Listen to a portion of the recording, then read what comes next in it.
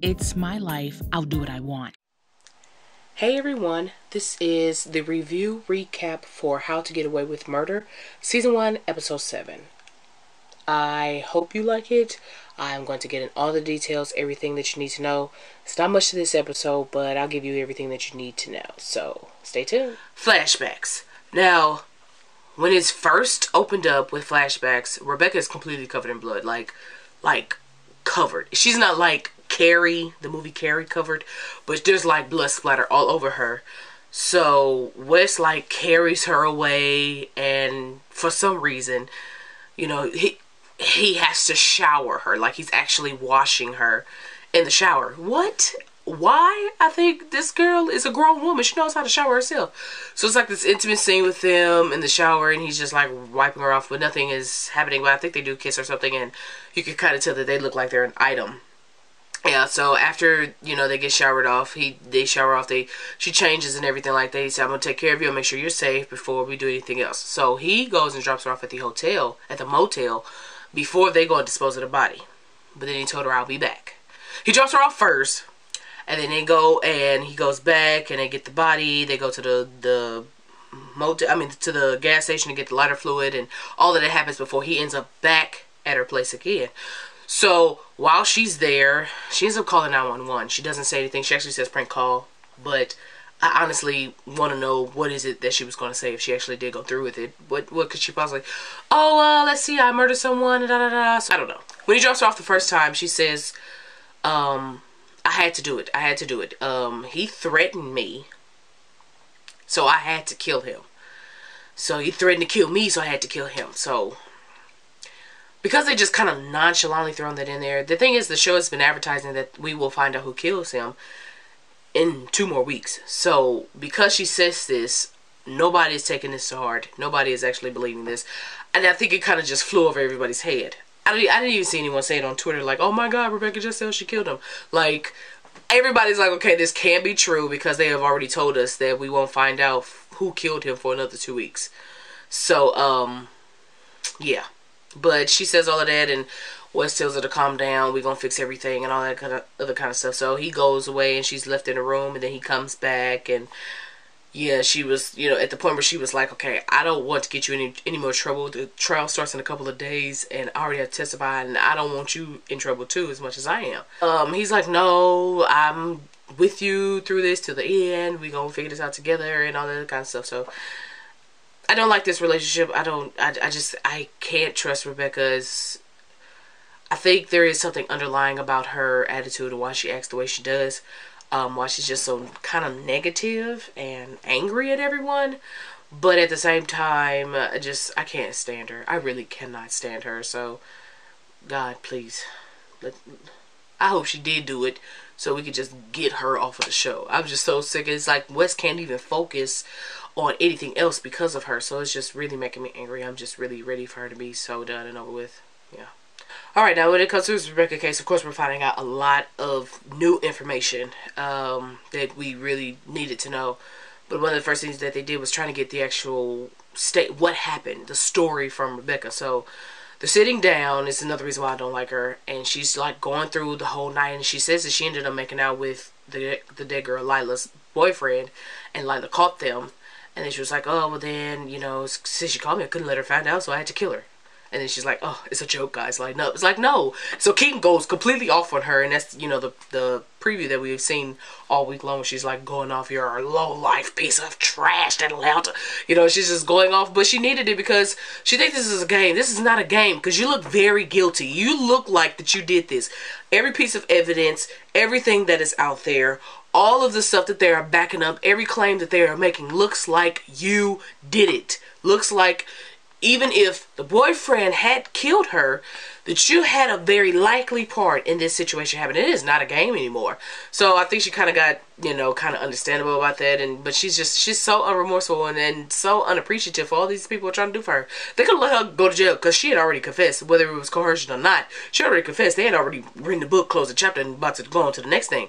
Okay, so she'd already gone to jail, but she wanted to act all brand new, whatever. Don't like her. They also want to order a second autopsy because there was information that they believe they missed. There was like nail punctures in her neck. Now, This is a nail. Okay, I don't know if you guys, this is like nails, but it's a pointy hole, like somebody stabbed her with the pin in her neck.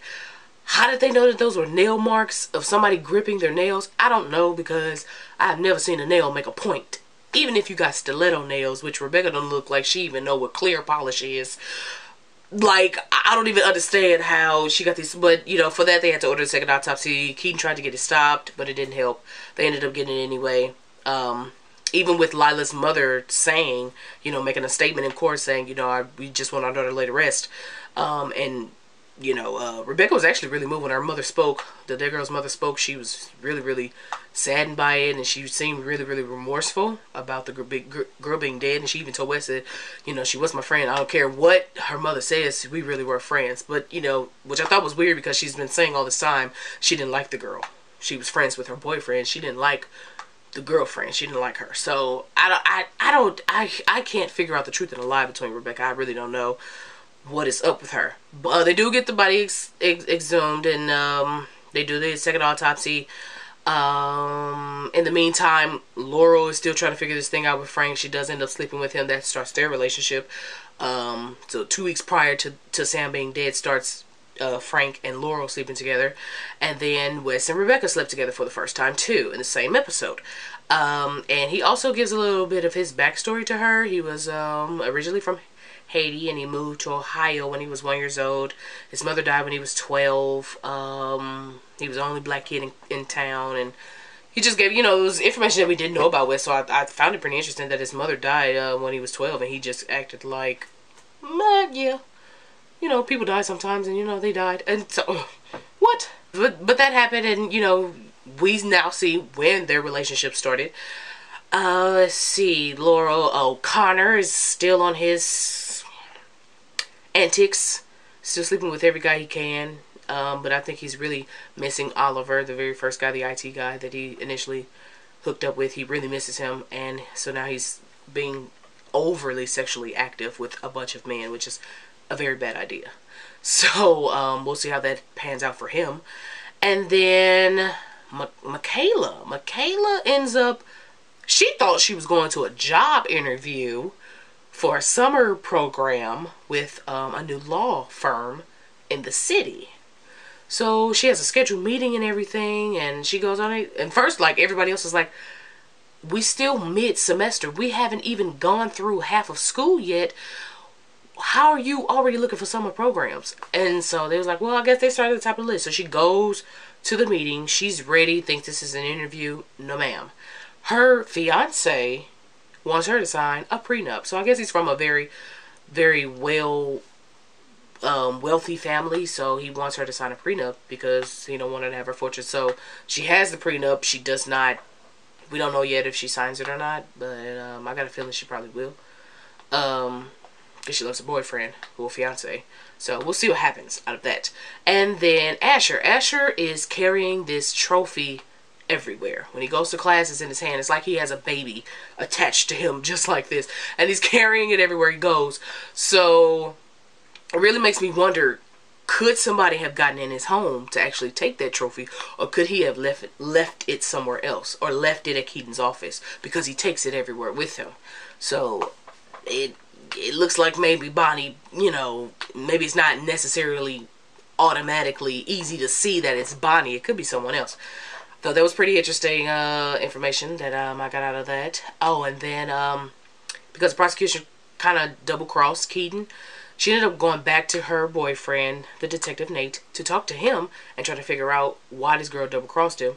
But of course, he already knows the truth. He doesn't really know the truth, but he has an inkling. He has a feeling that he knows the truth. He knows that he told Keaton that he saw her associate Frank planting Lila's phone in his car and everything like that. And then he told her that, you know, it's looking very bad for your husband and all this other kind of stuff and all of this. So she's really stuck in a hard place because she really doesn't know what to do. She still doesn't believe her husband. But then, at the end of it, Nate ends up meeting Rebecca. And I don't think this was a flashback. I think this is well, I don't think this was the night of. No, it wasn't. It was after they slept together, because she found out Wes's favorite dessert or something, and she went to go get it at the store, and Nate stopped her in the store. He was like, hey, I know who you are, I know you didn't do this, but we both know who killed her. Let's figure this out together. Let's do this together. I can help you. So we leave off with her just staring at him like, okay, what am I about to do? Because this black man and walked up to me. I don't know him from a pen and a cushion, and he is talking to me about this, because, you know, we really do believe, but Rebecca's doing some whole other stuff. She's creeping into everybody's business. She's all over the place, and I really just can't stand her. I really can't stand her. I really can't stand her. I'm so done with her. She's finished in my book. Other than that, the biggest part was the second autopsy came in, and when it came in, it was actually pretty interesting, because Bonnie had to go and tell Keaton the results that they found. So, truthfully enough, the marks that are on her neck really are from nails, and of course, it's not a man's hands. You know, between the boyfriend and Rebecca could grow her nails however she pleased, while the boyfriend has to keep his cut short because he's a football player. So it looks very likely that Rebecca could be a part of this, and it looks bad for her for the results that they found on that. But the biggest thing that the medical examiner missed the first time with the autopsy, the second one, he found out that she was 6 weeks pregnant. So immediately Keaton looks dead at her husband, tears in her eyes. So you know next week they're going to open up with, did you get her pregnant? You know that that's the very first thing that they're going to say in the next episode. Did you get her pregnant? Are you telling me you didn't know she was pregnant? Yes, you did. And I really think it's his baby, because, you know, now that's motive too, because she was pregnant. And especially because the boyfriend knew that she was sleeping with someone. So there's a possibility that that baby is not only her boyfriend's, because he was a virgin. He wasn't planning to have sex until after he got married. She's pregnant. So that means whoever this baby belonged to, the father of that said fetus, has very much motive to kill her as well. So we're going to figure this out next episode. Like I said, it wasn't much to this episode. It was very, very, you know, kind of, it all lushed together as one big situation. The biggest thing was Lila was pregnant. So we'll see what happens next week. I'm a little under the weather. That's why I didn't record like 5 days ago when I could have. Because I was completely under the weather. I mean, bad. But I'm getting better. I'm still a little stuffed up, but that's why my voice is kind of deeper now. Yeah. Well, that was it for this episode. That was it for this episode. We'll see what happens next week, because next week we get the full story out of Lila's mouth about what happened to her, the situation, the relationships, everything. So we'll get a full-fledged, detailed message about who killed Lila. And then the week after that, we find out who killed Sam. So we're going to find out the culprit of 2 murders within 2 weeks. If you enjoyed this video and you want to keep up with me, make sure that you like, comment, and subscribe. That is the most important thing. Subscribe to my channel, as well as follow me on Instagram, Facebook, and Twitter. I'll follow back, stay up with you, and yeah. Until next time, guys. Bye!